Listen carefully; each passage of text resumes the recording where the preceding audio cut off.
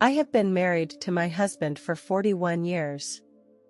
My father and his father were war buddies, so he and I knew each other from a very young age. We occasionally had arguments, but we lived a very happy life. When he was 65 years old, he had a rare form of cancer. We tried all kinds of treatments, but they didn't stop the cancer from spreading. There was nothing better we could do. We did what we had to do. We continued to love each other until the day he died. I will never forget what he said to me that day. He was lying in bed and his family was gathered around him. He said that he was going home and would see me again. I kept holding his hand, and when his hand became soft, I knew he was gone. I remember the doctor putting him in a body bag. Drove him to the funeral home. I went to bed that night cursing God for taking the love of my life away from me. I cried so much. My life became dark and life lost its meaning. And so it went on for a month. I stopped eating regularly, I stopped exercising every day, and all I wanted to do was be with my husband. I became so depressed that I barely talked to my kids. Everything in the house reminded me of him, and my health was getting worse and worse. I continued to curse God for taking my husband away from me. After another month, I gathered the courage to walk out of the house to the park where my husband and I used to go. There was a large lake in the park with a row of seats on the edge. My husband and I used to sit on the chairs and talk. It took me a long time to get here, because I now felt like I was struggling to walk. When I was almost to the seats, I saw someone sitting there. As I walked there, the person disappeared again. I sighed and wiped a tear from my eye. Thinking back on many things from the past made me feel even more alone. When I turned my head, I saw the man standing by the lake again. I rubbed my eyes and I thought to myself, what the hell is going on here? I suddenly felt a sharp pain in my chest. So painful that I couldn't stand up. I fell to the ground and I could smell the dirt. Then, I lost consciousness. When I woke up, I saw a light. It pulled me in like a tornado. But it didn't cause any damage. I didn't know where it was taking me, only that no matter how hard I tried, I couldn't escape. I went through a tunnel, and finally, I got to the other side. I felt a very strong sense of love in this place. There are no words to describe this feeling. I heard someone talking, and it turned out to be my own voice. I heard myself cursing God over and over again. I was surprised that I was still a religious person to say such vicious words. I grew up going to church a lot because my father was a pastor. I also heard what I said to my husband during the argument, and I heard what I said to my children. The volume was amplified hundreds of times, louder and more powerful than when I said it. When the words became too much for me to bear, I prayed to God for His forgiveness. Within a few moments, the voices immediately disappeared.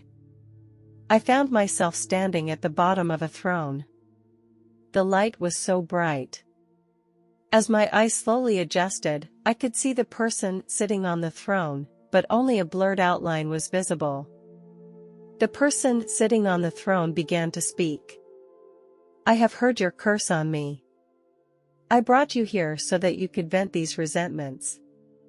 Now I feel very afraid. I confess that I said those things. I feel that you took my husband away from me.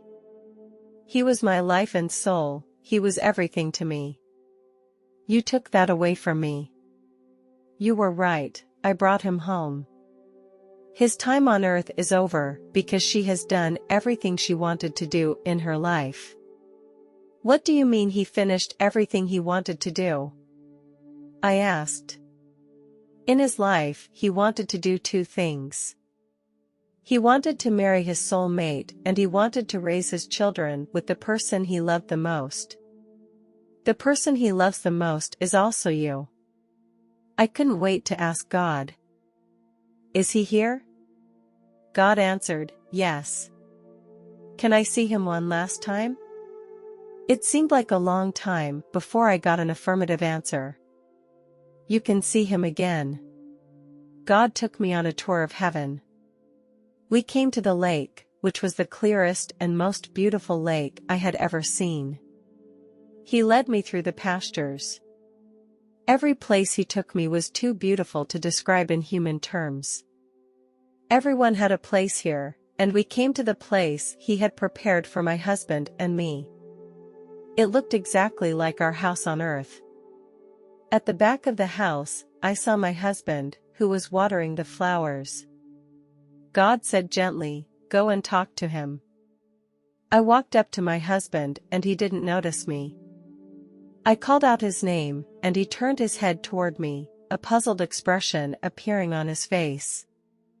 He asked, "Why are you here? Your time is not up yet." I replied, "I don't know what's going on or why I'm here." "Now you can't be here yet, you have to go back," he said sternly.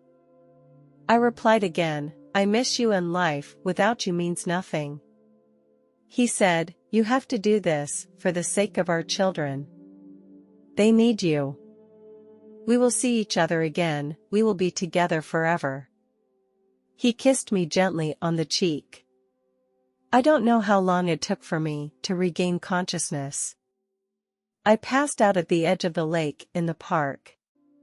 A park ranger ran over and helped me up. "Are you okay, old-timer?" "Yes, I am fine." How long had I been unconscious? About 2 minutes.